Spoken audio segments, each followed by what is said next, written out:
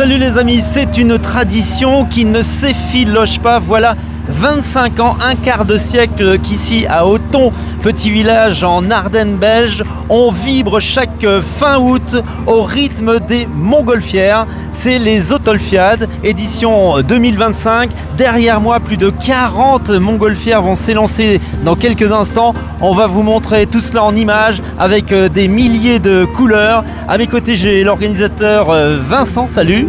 Bonjour. Alors évidemment, il faut des conditions idylliques indispensables au niveau de la météo pour faire décoller toutes ces étoiles autour de nous. Et je crois qu'aujourd'hui, le soleil est au rendez-vous, les conditions sont optimales. Tout à fait, aujourd'hui on a vraiment une météo qui est avec nous. D'ailleurs tout le week-end a été vraiment parfait au niveau conditions météo et conditions de vol. C'était vraiment le 25e anniversaire des Autolfiades, le meilleur week-end pour les fêter, effectivement. C'est un événement majeur en Wallonie puisque c'est le plus gros rassemblement de montgolfières. Et là on a différents pays, bien sûr la Belgique, la France, mais je crois qu'on vient aussi de Suisse pour s'envoler dans les airs. Bien sûr de Suisse, de Hollande, du Luxembourg, on a quelques pays qui sont représentés chaque année aux Autolfiades. Voilà, vous avez à l'image, on peut dire le gonflement des toiles avec tout d'abord un ventilateur. Tu peux nous expliquer techniquement comment ça se passe? D'abord on gonfle avec l'aide d'un ventilateur, ensuite des brûleurs. Voilà, l'idée c'est de déployer la nacelle, l'enveloppe du ballon. Donc ici on a écarté les différentes parois et on y fait entrer de l'air à l'aide d'un gros ventilateur, un très gros ventilateur, dans le but de décoller vraiment les parois pour ensuite venir y amener de l'air chaud. Vous allez voir ça dans quelques minutes.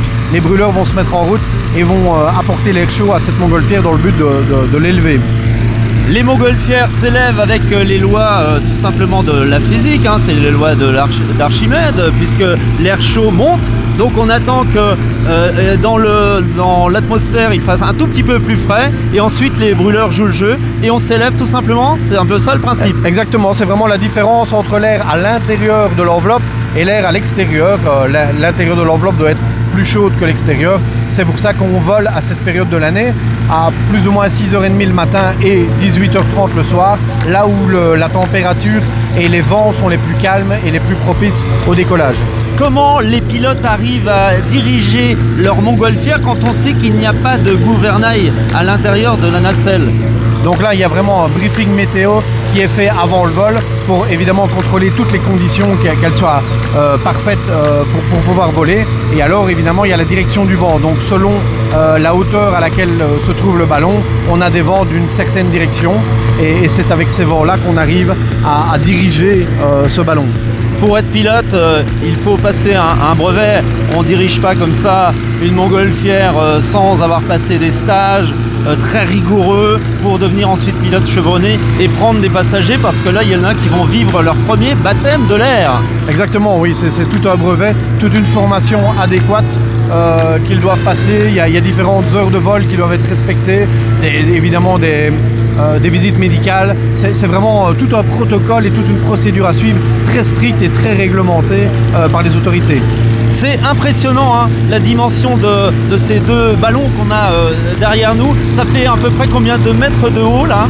À mon avis, quand ils seront debout, on sera dans les 25-26 mètres de hauteur. Là tu peux filmer, cher caméraman, les brûleurs, parce que j'ai senti la chaleur, l'effet de la chaleur. On est à quelques mètres.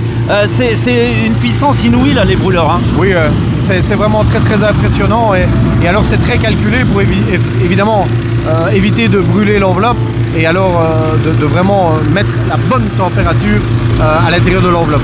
Toi tu as déjà effectué un certain nombre de vols en montgolfière. C'est quoi le plus plaisant, le plus épidermique? C'est d'être suspendu comme ça, tel un oiseau et dans le silence absolu? Exactement, c'est vraiment un plaisir fou. La sensation de vertige n'existe pas parce qu'on n'est pas attaché au sol.